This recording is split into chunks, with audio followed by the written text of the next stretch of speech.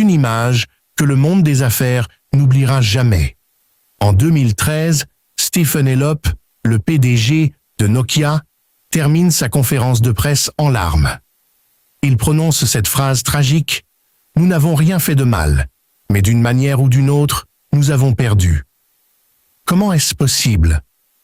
Quelques années plus tôt, Nokia était intouchable. C'était le Google, l'Apple et le Samsung de l'époque réunis en une seule entreprise. 40% de part de marché, 300 milliards de dollars de valeur. Aujourd'hui, nous allons voir comment le roi du monde a fini par s'effondrer en moins de 5 ans. Préparez-vous, car c'est une leçon brutale sur l'arrogance et la peur du changement. Pour comprendre la chute, il faut se rappeler de la puissance. À la fin des années 90, Nokia n'est pas juste une marque, c'est un symbole. Ils ont créé le 3310, un téléphone si solide qu'il est devenu un mème sur Internet 20 ans plus tard.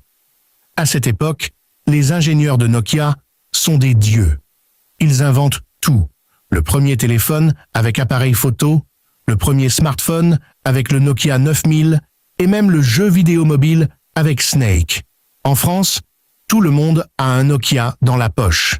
La marque finlandaise semble invincible. Elle a tellement d'argent qu'elle dépense des milliards en recherche et développement. Mais dans les couloirs du siège à Espoo, une maladie commence à se propager. Une maladie silencieuse. L'arrogance.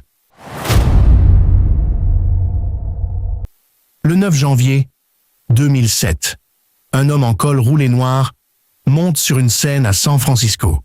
Steve Jobs présente l'iPhone. Chez Nokia, on regarde la conférence en rigolant. Les experts de la firme se moquent. L'écran va se rayer, la batterie ne tiendra pas. Les gens veulent des vraies touches, pas du tactile. Nokia commet alors l'erreur fatale que font tous les géants. Ils pensent que leur produit est indépassable. Ils pensent qu'ils vendent du matériel, du plastique et des antennes. Ce qu'ils n'ont pas compris, c'est que le monde vient de basculer dans l'ère du logiciel. Apple ne vend pas un téléphone. Apple vend un ordinateur de poche avec des applications. 2010. Nokia se réveille, mais il est trop tard. Android explose, l'iPhone est partout. Le système d'exploitation de Nokia, Symbian, est une usine à gaz. Il est lent, buggé et les développeurs le détestent. C'est là qu'arrive Stephen Elop. Il envoie un mémo interne resté célèbre sous le nom de Burning Platform. Il écrit « Nous sommes sur une plateforme pétrolière en feu, entourée d'une mer glaciale. Nous devons sauter. » Sa solution? Abandonner tout le travail de Nokia pour s'allier avec Microsoft et son système Windows Phone. C'est le pari du siècle, mais c'est un pari perdu d'avance. Les gens veulent Instagram, YouTube et Snapchat. Toutes ces applis sont sur Android et iPhone, mais pas sur Windows Phone. Le public français délaisse massivement la marque.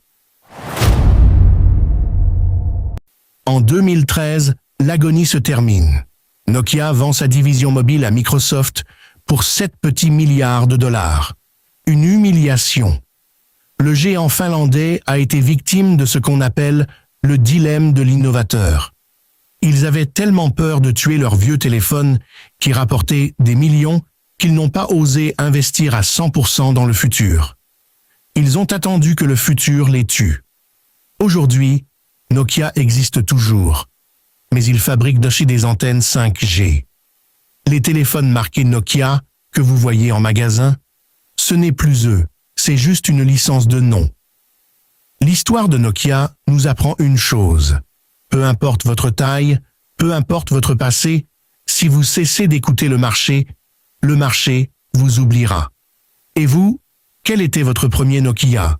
Est-ce que vous regrettez cette époque ou pensez-vous qu'il méritait de disparaître?